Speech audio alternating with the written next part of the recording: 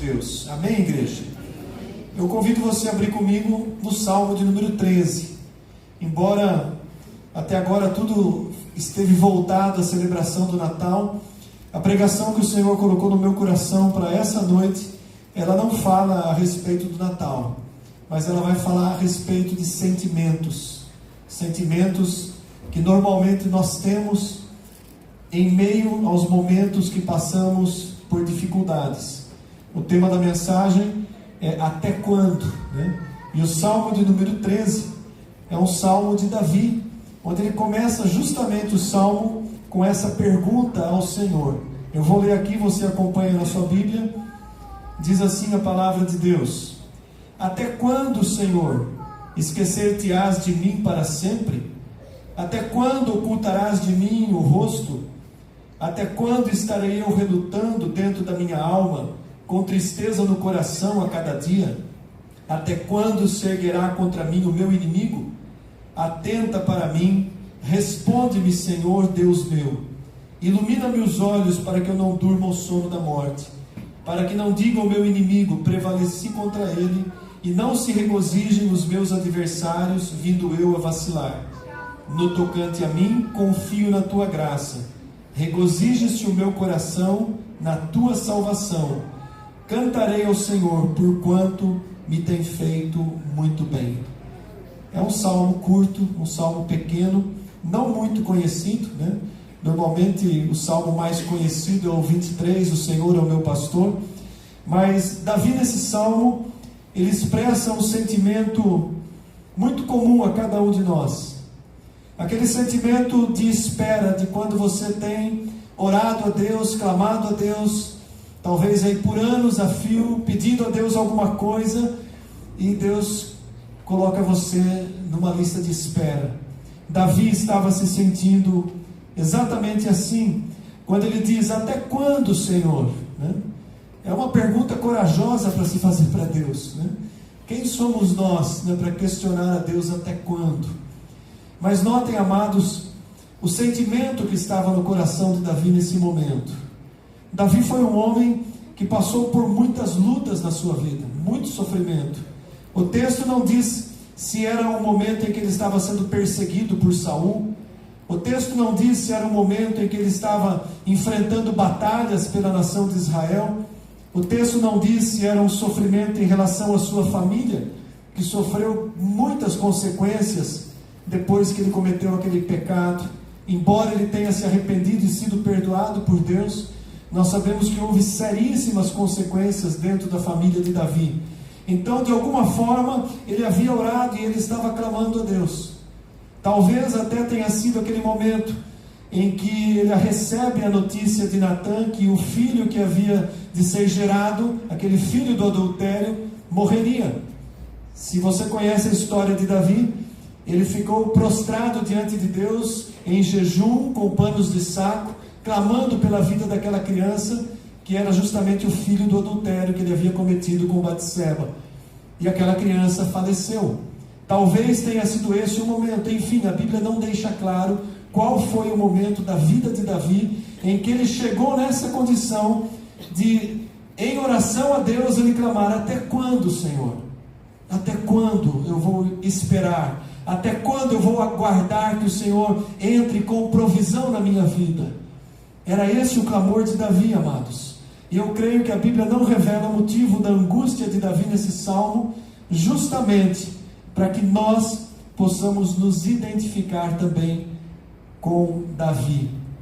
Assim como ele estava angustiado naquele momento, muitas vezes na nossa vida, nós passamos por momentos de angústia. Se você já passou, você sabe o que eu estou dizendo. Eu creio que todos, né, em alguma situação já passamos, já vivenciamos momentos angustiantes na nossa vida, momentos em que nós aguardávamos por uma intervenção de Deus, por um momento em que Deus agisse ao nosso favor, e Davi estava exatamente nessa condição. Lutero, ele intitulou esse salmo, de pedido de ajuda de um atribulado, né? O título que ele deu a esse salmo: pedido de ajuda de alguém que estava atribulado. O que é você estar atribulado? É aquele momento em que você está completamente preocupado com alguma situação. Aquela coisa que não sai da sua cabeça. Aquele problema que você vai dormir pensando nele e você acorda pela manhã novamente com aquele problema para ser resolvido. Angustiado, atribulado. Era um momento de tribulação na vida de Davi. Então ele clama a Deus: até quando? Até quando? Davi quase não suportava mais aquela situação. E às vezes nós passamos por alguns momentos assim.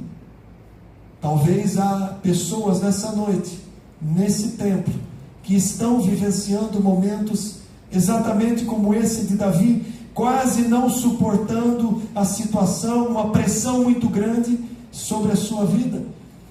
Muitas vezes nós não demonstramos aquilo que está no nosso coração, aquilo que nós estamos enfrentando.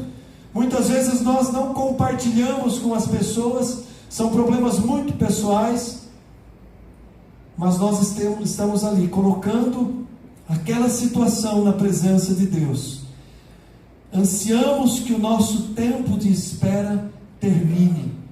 Era isso que Davi estava sentindo naquele momento, uma situação angustiante que levou Davi a ter uma impressão errada de Deus. 4 vezes Davi questiona Deus. Ele diz: até quando o Senhor se esquecerá de mim? Será possível que Deus possa se esquecer de alguém? Ele questiona: até quando o Senhor ocultará de mim a tua face, o teu rosto? A segunda pergunta que ele faz. E em seguida ele diz: até quando eu estarei relutando com essa tristeza na minha alma? Até quando, Senhor? E por último ele diz: até quando o inimigo se levantará contra mim e o Senhor não vai intervir? Notem o tom de desabafo e de desespero que Davi estava vivendo naquele momento, a ponto de, na sua oração, ele se tornar um inquiridor de Deus, questionando Deus. Até quando, Senhor? Quem pode se identificar com essa condição de Davi? Eu levantaria minha mão. Já passei por situações assim. Tenho causas diante de Deus que eu tenho perguntado para Ele: até quando, Senhor? Eu creio que os irmãos também talvez estejam passando por situações assim, porque eu achei muito estranho que num culto onde deveríamos celebrar o Natal, eu não consegui ter uma palavra a respeito da festividade do Natal. Mas o que Deus colocou no meu coração foi exatamente esse texto durante essa semana. E eu fiquei refletindo nessa passagem. Falei: Senhor, mas é isso que eu vou pregar num culto onde haverá visitantes, um culto alegre, com cantata das crianças, e eu vou falar de problema? É isso que o Senhor quer que eu fale? Mas, amados, foi o que Deus colocou no meu coração. Até quando? Então eu comecei também a me identificar com esse texto. Eu comecei a trazer à minha memória situações que eu poderia perguntar para Deus: até quando, Senhor? Até quando eu vou aguardar pela tua resposta? Até quando eu vou ter o direcionamento do Senhor para essa questão específica na minha vida? E eu, amados, eu me acostumei, né, tornou-se algo comum na minha vida, eu buscar a direção de Deus até para coisas que racionalmente a gente faria sem consultar a Deus. Eu acho que os anos, né, de experiência e as muitas vezes em que a gente erra nas decisões, me levaram a aprender a consultar Deus até em coisas muito simples. Essa semana, por exemplo, aliás, no dia de ontem, surgiu um negócio para eu fazer uma troca com o meu carro. Eu estava em oração. Falei: Deus, eu quero fazer um negócio justo, eu quero fazer um negócio que seja num preço razoável, dentro daquilo que o Senhor me deu. E eu orei a Deus por isso, e surgiu uma situação, mas eu quase fechei o negócio. Aí eu voltei para casa e falei: não, vou orar mais um pouco, não estou sentindo muito sossego no meu coração para fazer esse negócio. E eu orei, e essa oração não teve resposta. Eu poderia dizer: até quando, Senhor, eu vou aguardar? Mas é uma coisa material, não é uma coisa assustadora, uma coisa que me leve à preocupação. Eu posso esperar muito tempo por isso, não me faz falta, né? É um desejo material, né? E dá muito bem para eu continuar dirigindo o Fusca enquanto isso. Mas, amados, existem situações e que são sérias. E essas situações, nós não podemos deixá-las, de colocá-las na presença de Deus. Todos os dias, até que você receba a tua direção, até que você tenha a sua resposta, até que o Senhor diga para você qual o caminho a ser tomado, qual a decisão a ser tomada. E Davi vivia uma situação assim: até quando, Senhor? Até quando o Senhor vai se esquecer de mim para sempre? E aí então a gente vai lá para o texto de Isaías, no capítulo 49, versículo 15, que é uma resposta de Deus. Acaso pode uma mulher esquecer-se do filho que ainda mama, de sorte que não se compadeça do filho do seu ventre? Mas ainda que essa mulher viesse a se esquecer dele, o Senhor diz: eu, todavia, não me esqueci de ti. Amém? Guarda a tua causa no teu coração. O Senhor não se esqueceu de você. O Senhor não se esquece daquilo que nós colocamos diante dele. Aquilo está registrado na presença de Deus. E no tempo apropriado virá a resposta do Senhor. Você crê nisso? Diga amém. Porque o nosso Deus não se esquece de nós. A continuidade do texto diz assim: Ele tem o nosso nome gravado na palma da sua mão. Então aguenta firme com paciência. Ele não se esqueceu da tua causa. Ele não engavetou a sua causa. E olha a comparação que Deus faz, né? Eu estou vendo a Ingrid com o Felipe lá no fundo. Você é capaz de esquecer a hora que ele sente fome e deixar de amamentar ele? Com certeza não. Uma mãe jamais se esquece de amamentar o filho que ela gerou no seu ventre. E ainda que houvesse uma mãe deslocada que pudesse esquecer, Deus não se esquece. Ele tem cada causa que nós colocamos na sua presença registrada para um tempo certo da nossa vida. Deus não se esquece, Ele tem o tempo exato. Os planos e os propósitos de Deus, eles têm um tempo exato para se cumprir na nossa vida. E por isso que muitas vezes nós vamos para a fila de espera, porque nós queremos já, agora, ontem. Mas o Senhor diz: eu tenho o tempo certo. Isaías, ele diz assim, se referindo aos planos de Deus: eu é que sei o tempo exato para cumprir as coisas na tua vida. Eu tenho pensamentos mais altos que os teus pensamentos. Deus dizendo: eu tenho caminhos mais altos que os teus caminhos. Talvez aquilo que você acha que é o melhor hoje, que você tem pedido insistentemente para Deus, não é exatamente o que vai ser o melhor para a sua vida. Aquilo que você quer para hoje não é exatamente para esse tempo. E Deus diz: confia em mim, confia no Senhor, aguarda nele, espera nele o tempo exato para que cada coisa venha se cumprir na sua vida. Quando nós queremos apressar o tempo, nós entramos em situações complicadas. Sarai sugeriu para Abraão gerar um filho na sua serva, na sua empregada. E a gente sabe o problema que deu. E até hoje a consequência daquela descendência contra a descendência do filho da promessa. Então, amados, nós precisamos aprender a esperar e a entender o tempo e as coisas de Deus para a nossa vida. Davi diz assim também: até quando o Senhor vai esconder o seu rosto de mim? Será que é possível que Deus esconda o seu rosto? Às vezes, por um tempo curto, ele é como se escondesse o seu rosto.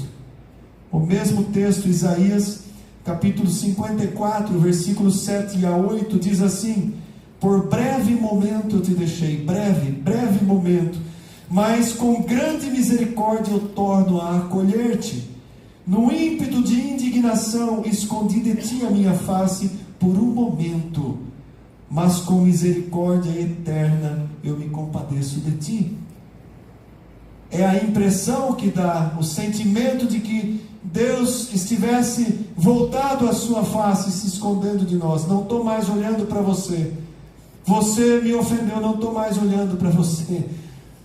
No ímpeto de indignação, o texto diz: mas por um breve momento.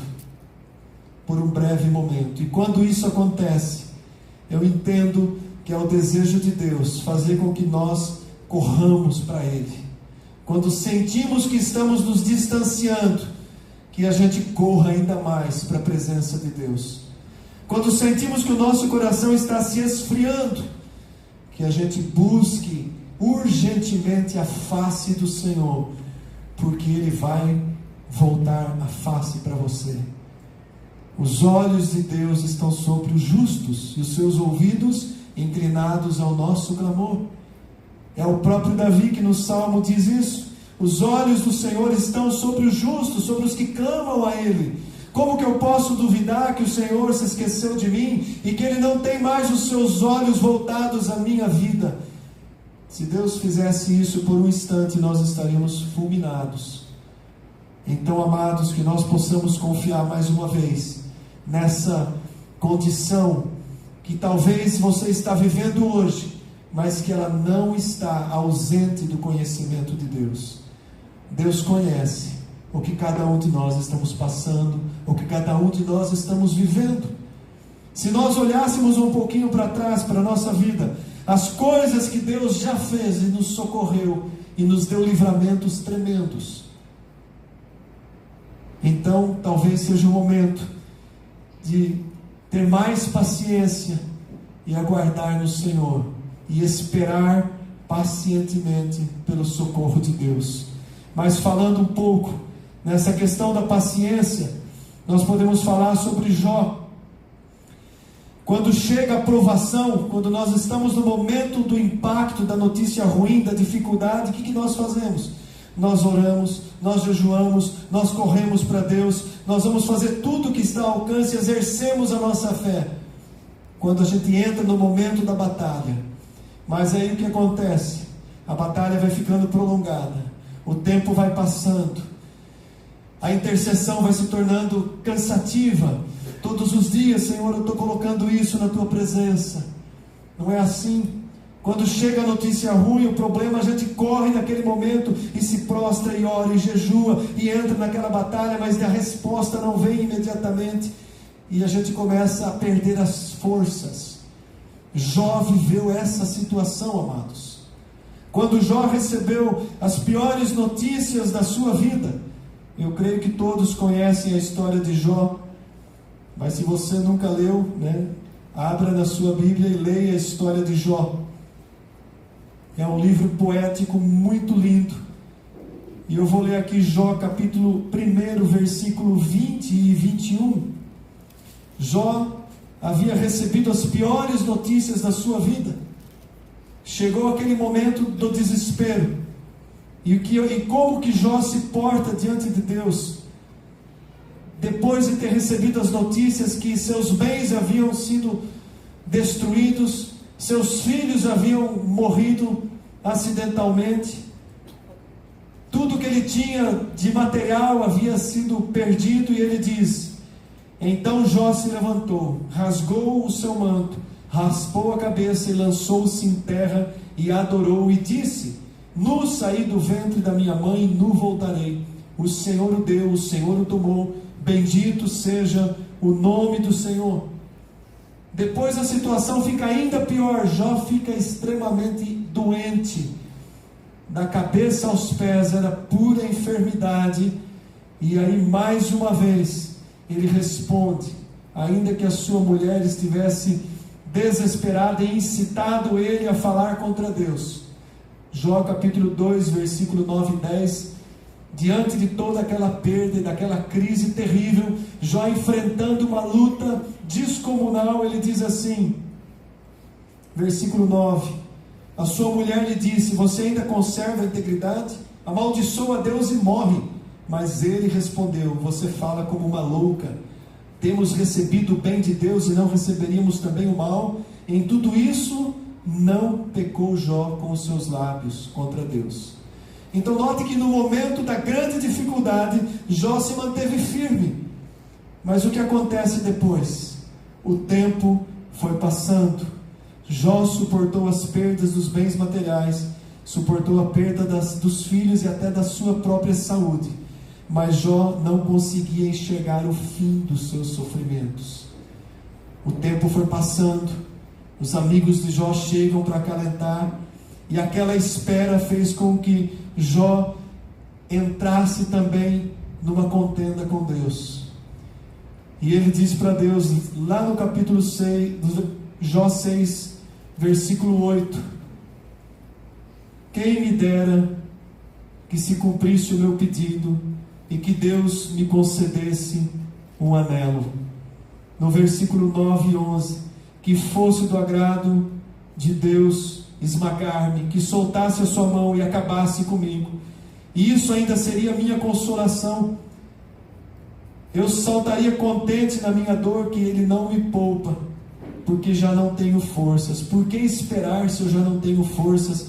Porque se prolonga a minha vida e ela não chega ao fim. Olha só, amados, no momento da grande luta ele estava firme com fé, suportando o sofrimento.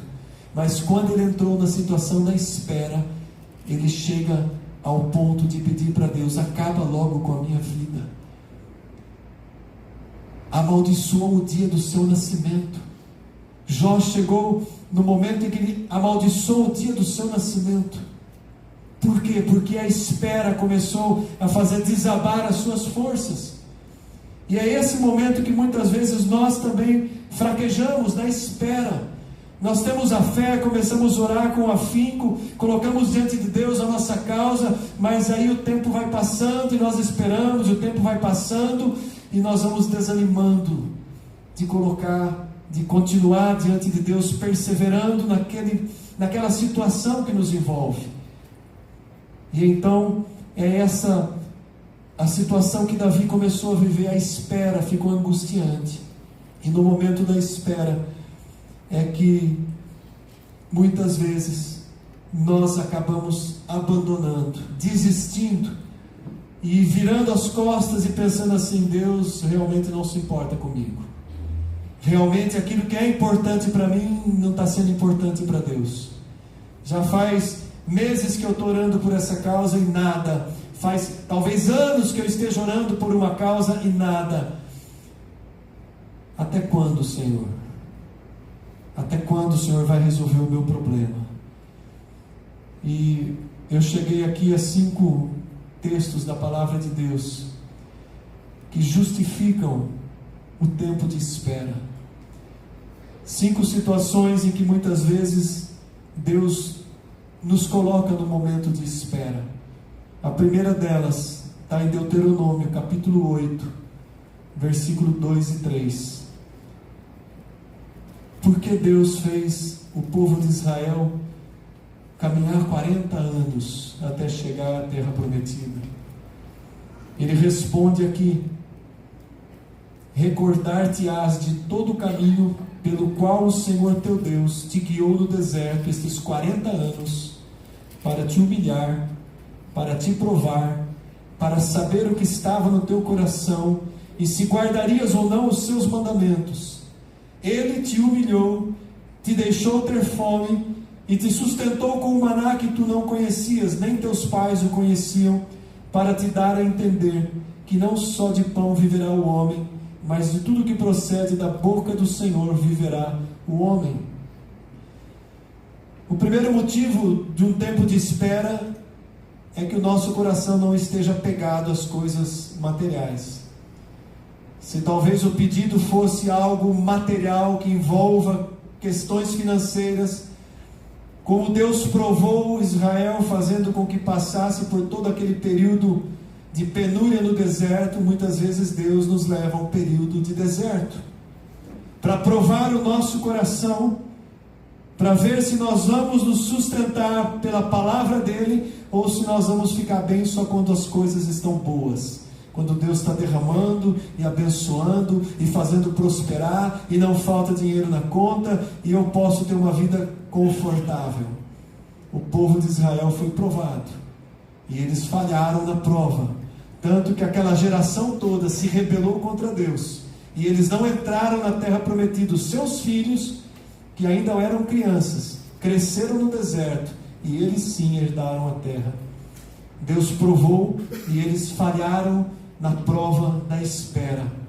Uma segunda situação que Deus pode nos colocar numa questão de espera Está lá em 1 Pedro, capítulo 1, versículos 6 e 7. E aqui um texto dirigido para a igreja. E Pedro diz assim: nisso exultais, embora no presente, por breve tempo, se necessário, sejais contristados por várias provações, para que, uma vez confirmado o valor da vossa fé, muito mais preciosa do que o ouro perecível, mesmo quando apurado por fogo, redunde em louvor, glória e honra na revelação de Jesus Cristo. Aqui Pedro está falando de um tempo de espera, de um tempo onde nós somos contristados por várias provações. O que é isso? Passar por vários problemas um atrás do outro. E ele estava dizendo assim para a igreja: você pode estar passando por vários problemas um atrás do outro, passando por essas provações, mas o propósito de Deus é fortalecer a tua fé. A tua fé está sendo provada mais do que o ouro, ela é preciosa mais do que o ouro depurado. E aí então a gente entende que toda aquela luta, toda provação, toda espera era porque Deus queria me fazer mais forte na minha fé. E eu, demonstrando que tenho uma fé forte, eu posso provar a minha fé para muitas pessoas que estão enfraquecidas, e elas possam ser sustentadas pelo meu exemplo. Quantas pessoas que você conhece, que passou por provações terríveis, e que se mantiveram firmes diante de Deus, sofreram, choraram, lutaram em oração, e a resposta de Deus não foi o que elas queriam, mas elas são hoje um testemunho de fé tremendo para todos nós. Nós olhamos e podemos dizer assim: eu me sinto pequeno perto desse irmão, perto dessa irmã, por aquilo que ele viveu e se mantém com fé. Amados, isso é tremendo. Nós passamos por situações assim, e muitas vezes Deus prova a nossa fé. O ouro, que jeito que ele é provado? O ouro, para ser purificado, é levado para o fogo, e no fogo ele é derretido, e ali as impurezas saem. E Deus está falando: quando ele passa, quando ele faz você passar por esse fogo, a tua fé está sendo depurada mais do que o ouro, muito mais preciosa do que o ouro. Através da tua fé, vidas podem ser salvas, simplesmente olhando para o teu exemplo de fé, porque você se manteve firme diante das grandes provações. E aí então a pergunta até quando perde até sentido, porque você compreende o que Deus fez. Você consegue olhar aquilo que naquele momento você não enxergava, mas agora você vê um panorama de um plano de Deus se cumprindo. Uma terceira ocasião, Tiago, no capítulo 1, versículo 2 e 4. Muito parecida a colocação de Tiago.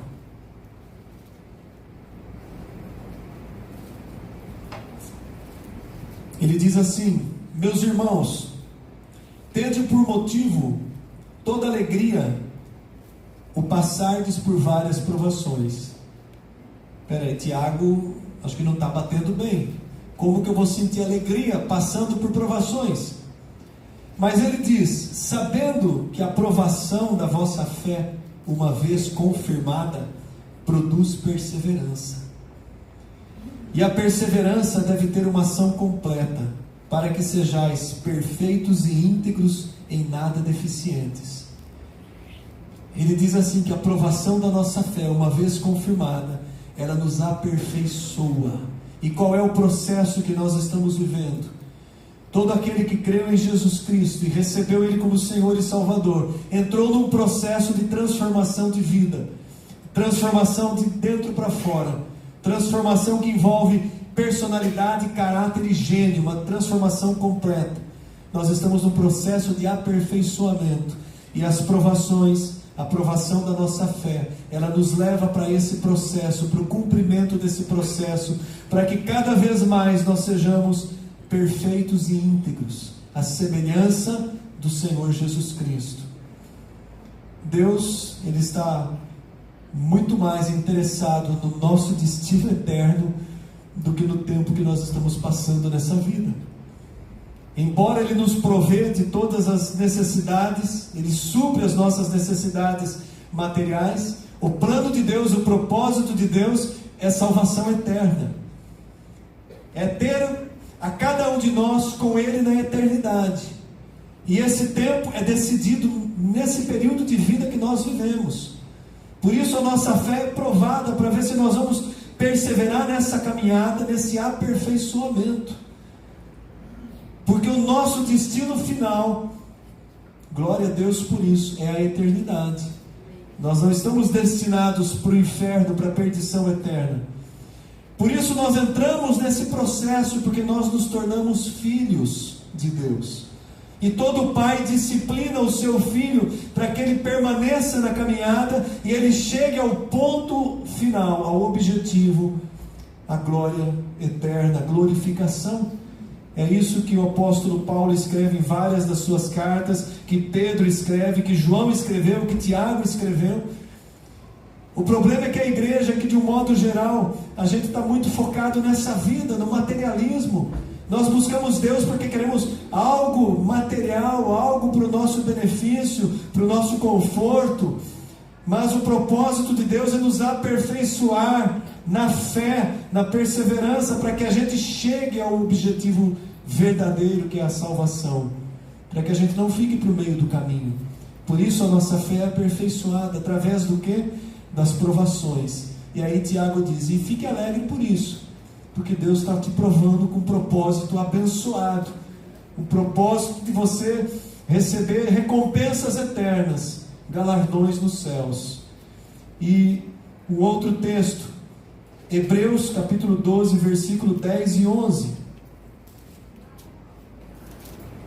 Um outro motivo, porque talvez Deus nos coloca na lista de espera ou nas provações. Hebreus 12, versículo 10 e 11,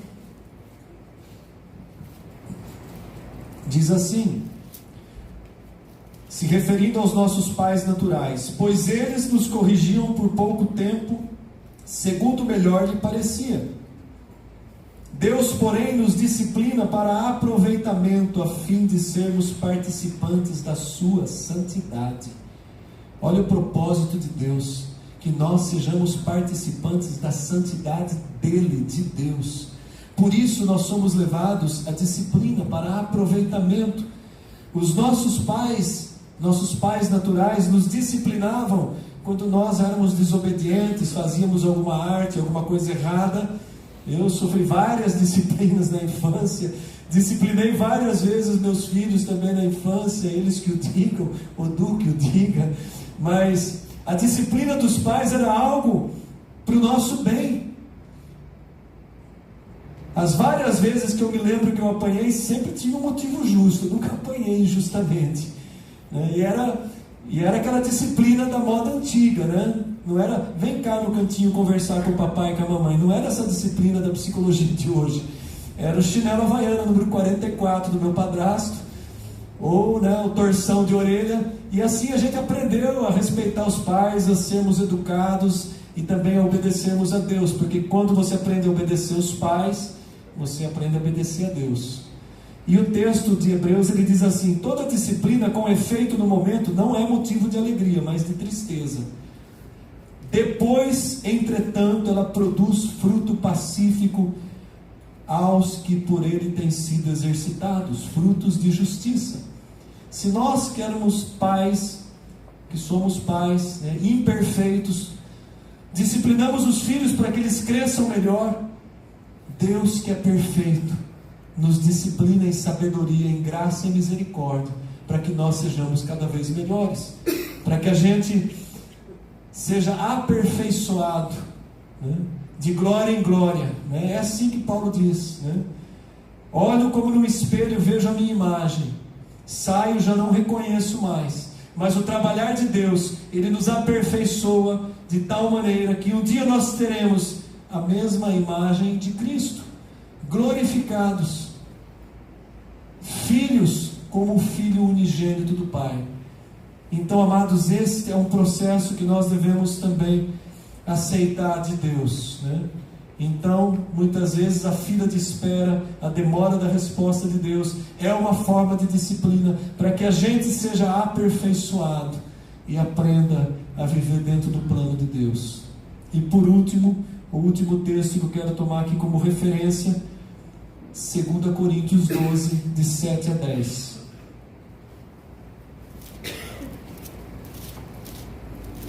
Muito conhecido esse texto.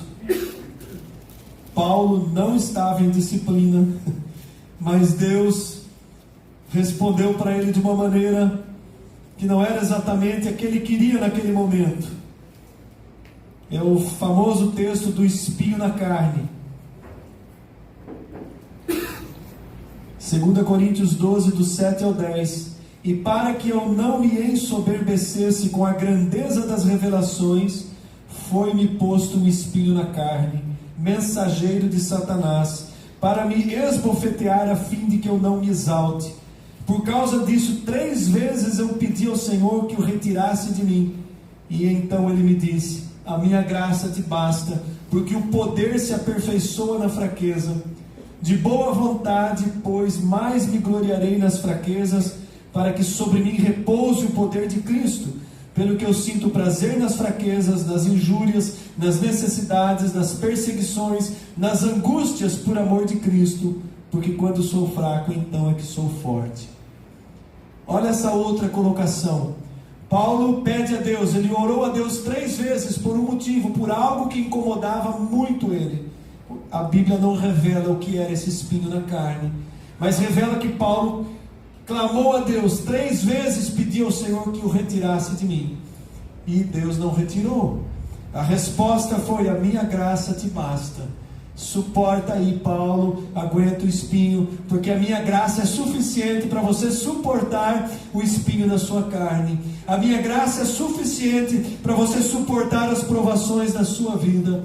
A graça do Senhor é suficiente para que a gente consiga vencer os obstáculos que aos nossos olhos parecem impossíveis. A graça do Senhor é suficiente para me colocar na condição de obediência e de paciência quando eu preciso ficar na fila de espera. Então, amados, a graça de Deus nos basta.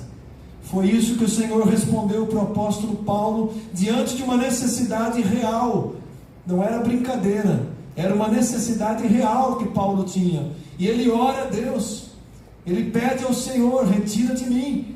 E Deus, por 3 vezes, a resposta que veio para ele era essa. E quando Paulo entendeu essa resposta de Deus, o que ele disse no seguinte, no último versículo que eu li? Eu sinto prazer nas fraquezas, nas injúrias, eu sinto prazer nas perseguições, eu sinto prazer nas angústias por amor de Cristo, porque nesse momento em que eu estou passando por uma situação de fraqueza, eu sou forte, porque na fraqueza eu corro para Deus. No momento da fraqueza, no momento da angústia, no momento da perseguição, no momento da grande dificuldade, ele corria para Deus. Na minha fraqueza eu sou forte, eu me coloco na dependência de Deus. No meu momento de fraqueza, eu digo para o Senhor: eu não consigo resolver essa causa, eu vou descansar no Senhor, eu vou esperar, eu vou descansar o meu coração, confiando que o Senhor está cuidando de tudo isso. E aí então, nós vamos para o final do nosso Salmo 13, porque Davi começa o Salmo 13 questionando a Deus: até quando, Senhor, o Senhor vai se esquecer de mim? Até quando o Senhor vai esconder o seu rosto de mim? Até quando, Senhor, a minha alma vai ficar em tristeza? Até quando, Senhor, eu vou ver o inimigo vencendo algo contra a minha vida? Ilumina os meus olhos, Senhor. Ele diz aqui no versículo 3: atenta para mim, presta atenção em mim, ó Deus. Responde, Senhor meu Deus, ilumina os meus olhos. E Deus iluminou os olhos de Davi.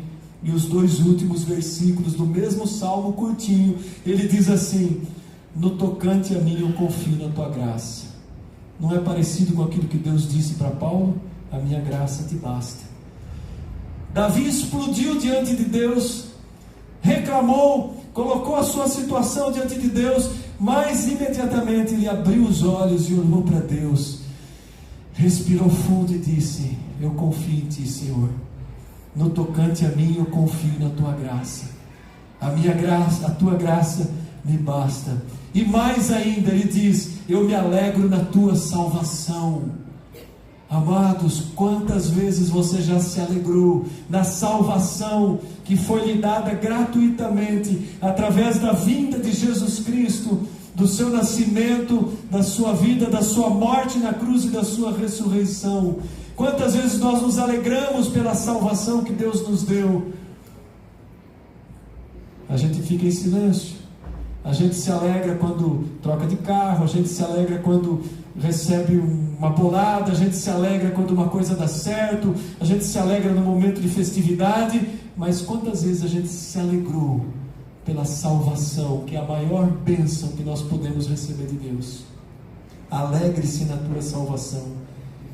Seja feliz simplesmente pelo fato de que um dia Deus olhou para a tua vida e te resgatou, e pagou a sua dívida, e te deu salvação através do seu Filho Jesus Cristo. E aí então Davi termina dizendo: eu vou cantar ao Senhor, porque Ele me tem feito muito bem. Olha só, de um extremo ao outro, né? 6 versículos, um salmo curtinho. Davi, quando escreveu esse salmo, era o momento de oração dele com Deus. Já tinha passado a situação, eu imagino assim. Ele já tinha vivido aquela situação e ele começou a redigir aquilo que ele tinha vivido. Eu explodi, eu reclamei, eu falei com Deus, a minha espera era muito demorada, Deus havia se esquecido de mim, eu perguntei 4 vezes para Ele até quando, mas então meus olhos se abriram e eu vi a salvação. Eu confio no meu Deus, a graça dele me é suficiente, ela me basta. E agora então eu cantarei, porque Ele me tem feito muito bem. Amados, quando a gente termina entendendo essa mensagem, talvez poderia ter usado essa pregação no culto de ação de graças, né, de gratidão a Deus. Mas qual é o grande motivo de gratidão que nós podemos comemorar na data de hoje? Se referindo ao Natal, né, que é no final da próxima semana. Que motivo maior de gratidão eu posso ter diante de Deus, porque Ele enviou o seu Filho. Jesus nasceu na plenitude dos tempos. Havia um tempo específico para Jesus nascer. Ele veio no tempo exato que o Pai determinou. Se fez homem como nós. Sofreu todo o sofrimento na sua natureza humana. Passou dores terríveis no seu martírio, por um propósito: trazer salvação para nós, para todo aquele que nele crê.